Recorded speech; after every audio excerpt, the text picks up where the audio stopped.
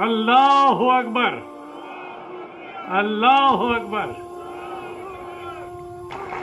ला इलाहा इल्लल्लाह। और ये बिल्कुल साफ होना चाहिए कि उस अल्लाह का कोई बेटा नहीं है, कोई भतीजा, कोई दामाद और कोई नहीं है, एक है अल्लाह। और इस तरीके से हमें अल्लाह की इबादत से, जिसे हम इस्लाम में तौहीद कहते हैं, एक तौहीद हमारी सबसे बड़ी बुनियादी सोच है। और उसी पर हम सारी दुनिया को, खाली भारत के लोगों को, इंडिया के लोगों को नहीं, सारी दुनिया के इंसानों को एक झंडे के नीचे ला सकते हैं, एक तौहीद के झंडे के नीचे ला सकते हैं।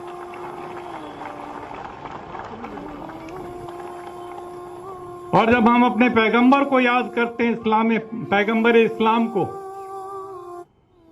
हजरत मोहम्मद साहब सल्लल्लाहु अलैहि वसल्लम, तो हम साफ शब्दों में कहते हैं रहमतुल लिल आलमीन, रहमतुल लिल मुसलमीन नहीं। इसलिए सारी दुनिया और उसके लिए करुणा, उसके लिए दया, उस पैगाम को लेकर के जो लोग सारी दुनिया में, इसलिए इस्लाम खाली मुसलमानों का नहीं है, पूरी इंसानियत का मजहब है।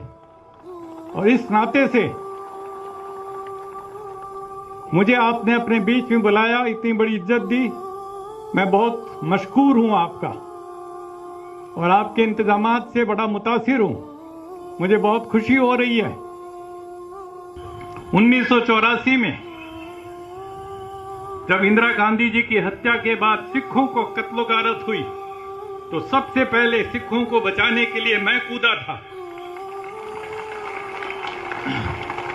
और उस समय सिर पर इस रंग की पट्टी बांधे एक गोडसे भगत कह लो या हिंदुत्व वाला, वो मेरे ऊपर छुरा लेकर के दौड़ा लाजपत नगर दिल्ली में, और कहता तू गद्दार है, कौम का गद्दार है।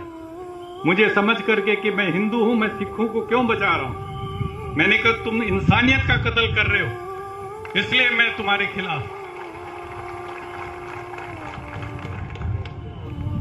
और जब जामा मस्जिद, बाबरी मस्जिद शहीद हुई, तो सबसे पहले मैंने खड़े होकर के उसकी मजम्मत की।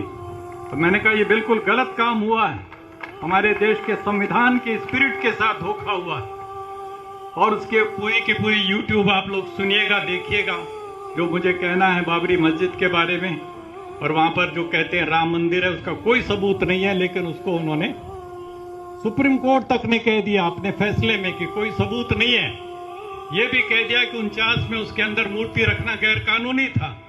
ये भी कह दिया कि वहां पर उसको गिराना, बाबरी मस्जिद को, गैर कानूनी था, जुल्म था। ये सब कहने के बावजूद उन्होंने वो उन्हीं को सौंप दिया। ये कैसा सुप्रीम कोर्ट है, हमारी समझ में नहीं आया।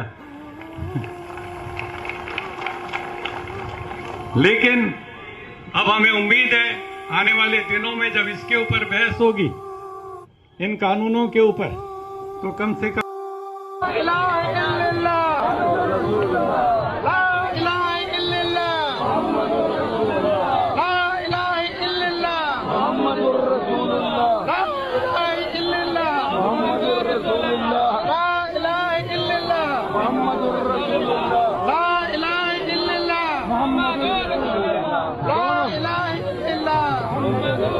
दोनों एक धर्म के लोगों को माफ कर देना चाहिए। पहले मैंने जरूर ये समझा था कि यही इस्लाम है। इन्हीं मैंने बताया कि कुछ लोगों के अखलाक की वजह से the history of Islamic terrorism लिखी थी। मैंने सोचा था ये इस्लाम है, लेकिन जब वास्तविक इस्लाम को जाना, हजरत मोहम्मद सल्लल्लाहु अलैहि वसल्लम को जाना, जब कुरान को जाना, जब हदीसों को पढ़ा, तो मुझे उन पर दया आई, उन सज्जन पर, कि वो इस्लाम को नहीं जानते। ऐसे लोगों को माफ कर देना चाहिए। तो कहने का मतलब ये है कि इस तरीके के लोग हजरत मोहम्मद सल्लल्लाहु अलैहि वसल्लम की कथनी और करनी दोनों के खिलाफ काम करते हैं। मैं समझता हूं कि आपकी कथनी और करनी के हिसाब से अगर दुनिया चले तो सारी दुनिया में अमन चैन हो जाए।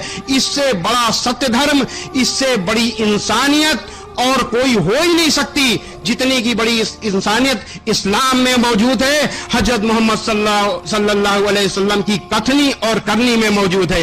एक बार मैं अपने हिंदू भाइयों को बताऊं कि एक बार हजरत मोहम्मद सल्लल्लाहु अलैहि वसल्लम से एक सज्जन ने कहा कि ऐ अल्लाह के रसूल, अपने विरोधियों के लिए बद्दुआ कीजिए और उन पर लानत भेजिए।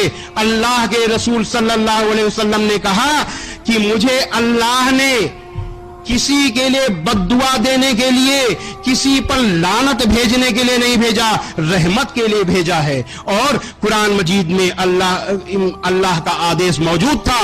कुरान मजीद की सूरा 21 आयत नंबर 107 में है कि ऐ मोहम्मद, हमने तुमको सारी दुनिया के लिए रहमत बनाकर भेजा है, केवल मुसलमानों के लिए नहीं, सारी दुनिया के लिए रहमत यानी दयालु बनाकर भेजा है। अल्लाह के रसूल सल्लल्लाहु जब तक डरोगे ना छोड़ना भाई बड़ा वीडियो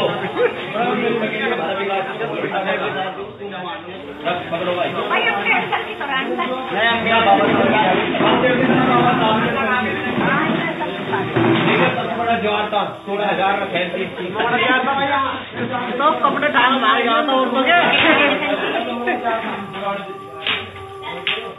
हमारी बैठ बैठ की पक्षी साढ़े अरे दरवाजों तो ठाकुर था विराट में ठाकुर था जब विराट में ठाकुर था भाई